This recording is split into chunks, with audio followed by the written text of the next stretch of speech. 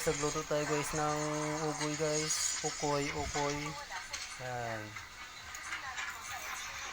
Guys, tag 30 lang guys yung kilo guys ng ukoy guys. 1 kilo lang to guys. Yan ang ating ukoy. Merienda natin guys. Yan. Ating sausawan guys.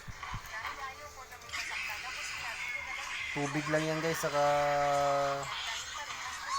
paminta, sibuyas guys, sugar. Kunting natin guys.